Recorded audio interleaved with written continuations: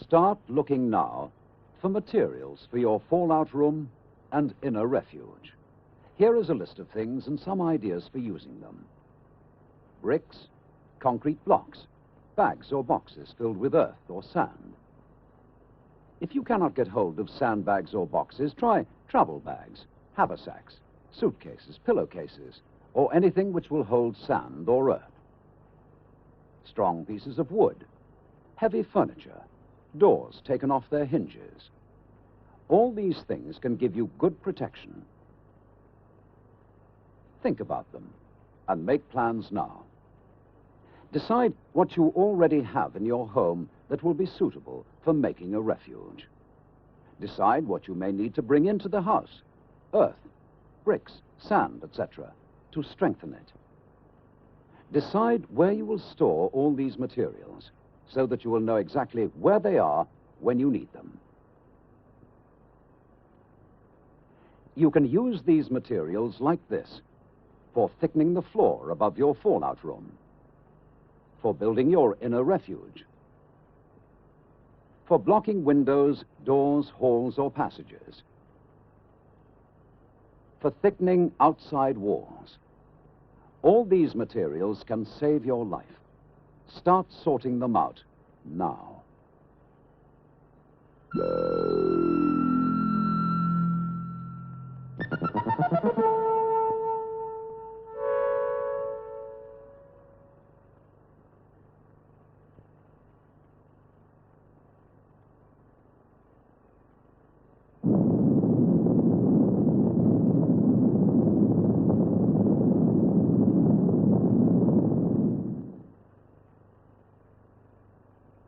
If you have taken the advice we've been giving you recently, you will by now have chosen your fallout room and gathered your materials for an inner refuge.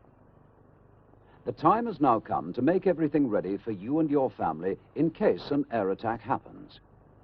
This does not mean that war is bound to come, but there is a risk of this, and we must all be prepared for it. So don't waste time. Start now.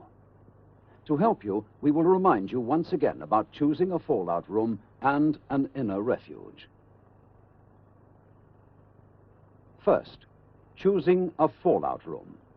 That should be a room in your house which will give you the best possible protection from fallout.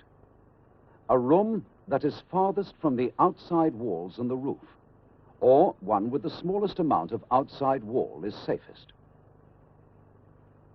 Whatever room you choose, remember that the further you can get away from radioactive dust in or around your home, the safer you will be. So in a house, the safest place is the ground floor or basement. In a block of flats, do not shelter in the top 2 floors if the block is 5 floors high or more. Go to the lower floors, ground floor or basement.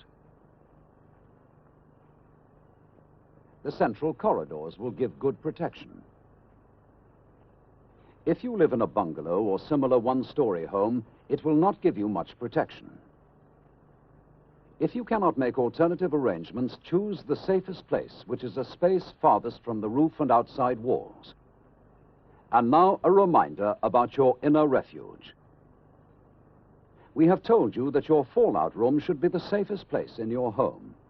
Even this is sometimes not safe enough, however, particularly for the first 2 days and nights after an attack, when the danger from radiation could be critical.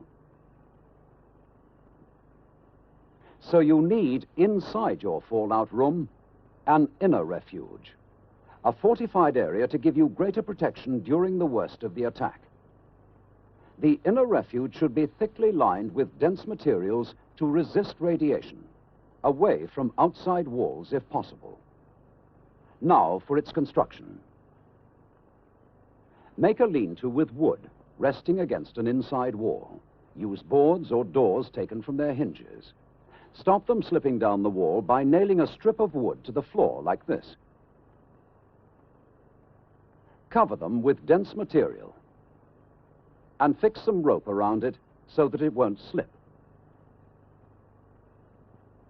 Partly close the open ends, leaving an easy way in and out of your refuge like this. Another good place for a refuge is a cupboard under the stairs. Reinforce the stairs and the side like this. If the stairs are on an outside wall, stack up containers of earth or sand to make the wall thicker to resist radiation. If you've got tables large enough to give you and your family sufficient shelter, use them. Make the sides solid with heavy furniture or boxes of books or sand. Reinforce the top with strong boards or doors and cover them with dense materials. More details are given in the booklet, Protect and Survive. If you haven't got one yet, get one from the post office now. And start right away making your home and your family as safe as possible from nuclear attack. Start now on your fallout room and in a refuge. Thicken the floor above your fallout room. Start blocking windows, doors, halls, passages. Thicken the outside wall if your fallout room is against it. All these things can save your life. Start now.